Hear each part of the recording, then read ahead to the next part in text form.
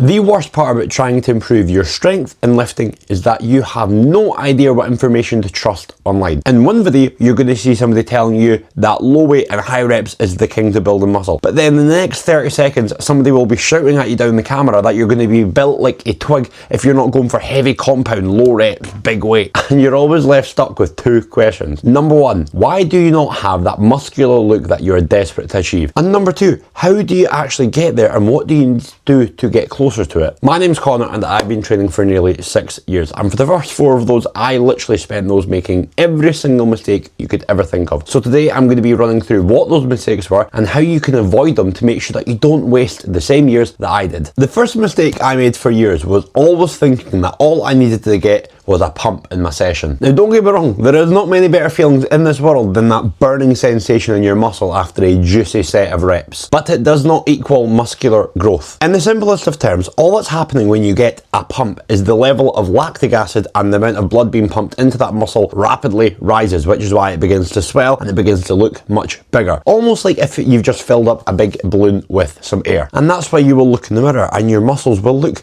bigger. But with a pump, that balloon that I just described is going to deflate pretty bloody quickly. So instead of chasing a pump, you want to be actually chasing mechanical tension, which is what I'm going to cover in the next section. A pump is something that feels great, but mechanical tension is what's actually going to drive muscular growth. So next up is what I just briefly mentioned a moment ago, and that is mechanical tension, which is what is going to cause muscular hypertrophy, which is what you are wanting. Now at the start of my fitness journey, as you may call it, I probably wasted quite a few years of potential muscle growth due to the fact that I was just always going through the motions with my reps every session. Now mechanical tension literally just means when your muscle contracts against a force or a resistance and it causes a stretch to that muscle. Now you're obviously going to get some stretch no matter what you do with a movement. Even like me doing a row movement like that, there's still stretch as I'm going forward, but that doesn't mean it's the stretch that you want. Because an easy way to think about it is every time you get a stretch, it's basically your muscles fighting back against a weight. Just like on a row, you've brought the weight in, but now the stretch is on the way back down. And it's easy to just let that weight drop because that's the natural thing for your body to do. But you have to fight back against that urge because it's this stretch of that muscle that you actually want to hold for longer. And that goes for the same with most movements. Just like doing a pressing movement, you want to bring it back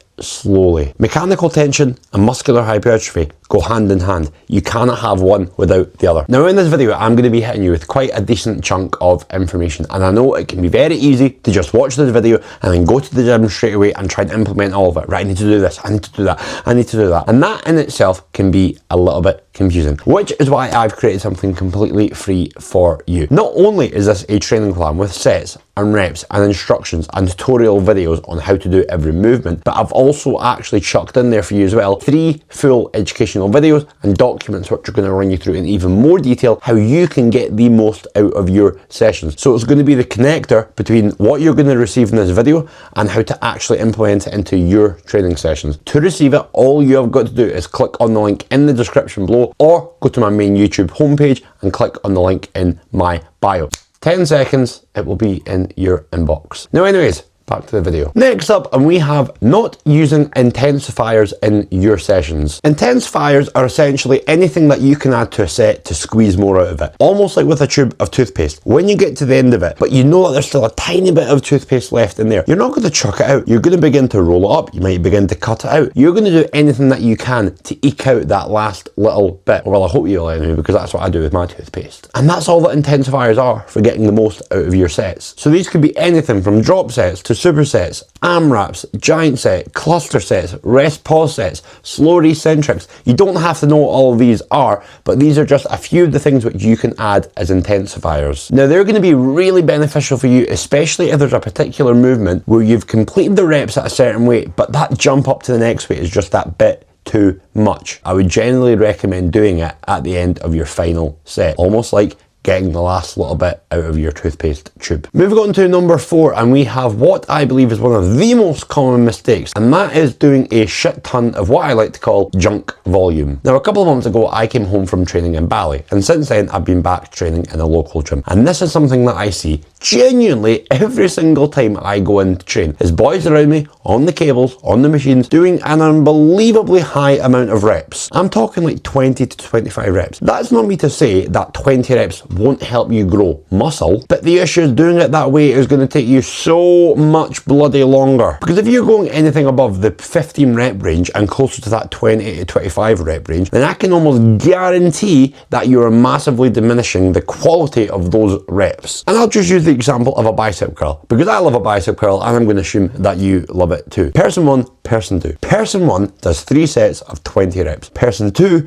does 3 sets of 10 to 12 reps. Now, it would be very easy to think, oh, person 1's going to make more progress, they're doing more reps. But what you don't see is that with person 1, after rep 11, they start swinging back, they start leaning back, they stop being as stable, they begin to move the tension away from their biceps and they begin making it more of a shoulder and a momentum movement. Now with person 2, they might only get the 10 to 12 reps, but they are controlled reps. All the time they're always getting the tension and the focus on the biceps. There's no other part of their body that is moving the weight. So whilst not doing as many reps, at the end of the 3 sets, person 2 has actually done the exact same, if not more, quality reps than person 1, because they focus less on quantity and more on quality. So next time you're in the gym, make sure that you're not just doing reps for the sake of doing reps. Into number 5, and we are going to briefly move away from the gym and into the kitchen, because this is the fact that you are constantly underfueling your body. Now I am somebody who spent years yo-yo dieting, always obsessed with losing a bit of weight and then putting it back on and then losing it. But what that meant is that I was always obsessed with calorie deficits and low calorie and high protein. High protein's great, nothing wrong with it, but it's all I ever thought about. And what that meant was that I was never putting enough importance into carbohydrates, because in my mind more carbohydrates meant I was going to get fat and all that rubbish, which is obviously not true. However, what people are constantly doing is they're always thinking about a diet focus, and then but at the same time they're going to be saying, I want to build lean muscle. You cannot build the muscle that you want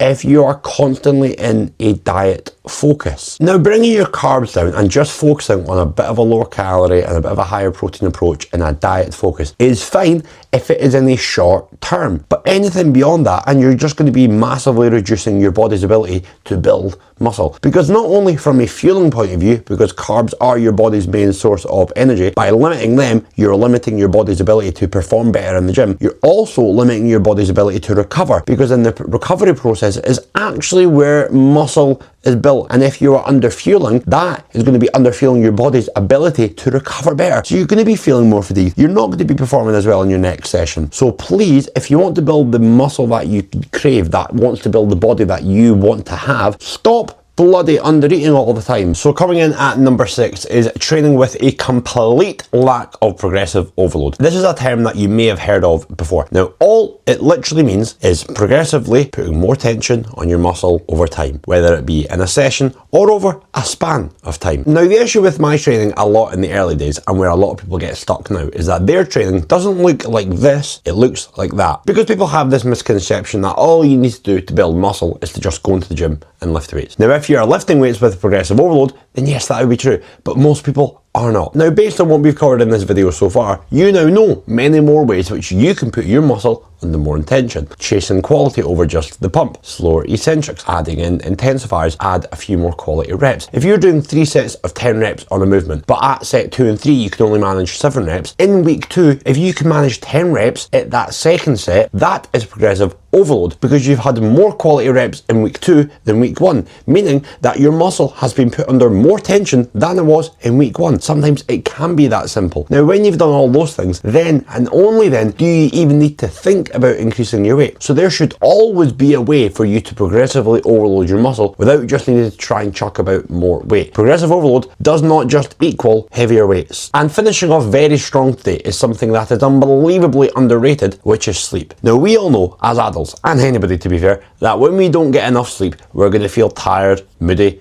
cranky, our energy is going to be lower, everything's just going to piss us off more. Basically, we just feel crap. But I did not know for a long time how big an impact it can have on your body's ability to build muscle. I mentioned earlier in the video that muscle building is done in the recovery process. All that happens when you're sleeping is your body releases this big massive dose of muscle growth hormone. Now that might sound fancy, but that is basically just the main cause and driver of muscle protein synthesis. Another fancy sounding term, but literally all that means is when your body is going through muscle recovery and building new muscle. That's literally all it is. So if you're lacking sleep, you are depriving your body's ability to do that. So you ain't going to be recovering as much muscle. You ain't going to be building as much muscle. You're going to feel more sore. You ain't going to train as well. And on top of that, when you don't sleep enough, you increase your body's level of cortisol, which is your body's stress hormone. Now, on top of that being the main cause of why you feel more cravings and snacker and hunger, also going to be a cause of muscle breakdown. So you really want to be getting better with your sleep. Now, I'm not expecting you to just go and start getting 9 hours every single night off the back of this video. You probably can't commit to that. What am I asking you to commit to? Well, I'm going to ask you to try and commit to at least 7 hours. I'm going to ask you to try and commit to not being on your phone within half an hour of going to bed, so you put your body in a better position to relax, unwind and sleep. I'm also going to ask you to try and not eat your dinner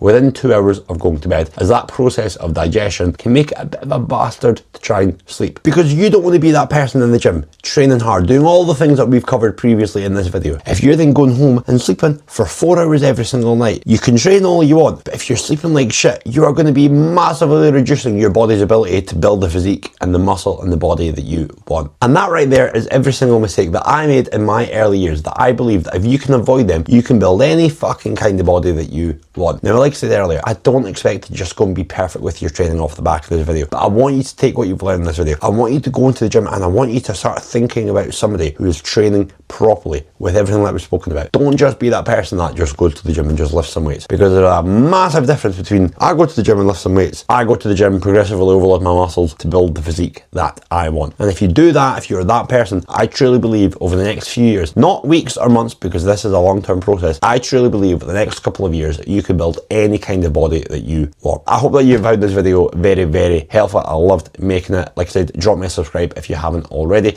Any likes, any comments are always very much appreciated. And like I did say earlier, if you'd like to download the free training program and helpful resources that I made alongside it, literally link in the description below or on my main home page on YouTube. The link to follow me on Instagram, and also if you would like to inquire about one-to-one coaching with me, is also down below. But outside of that, have a cracking day. I'll speak to you soon.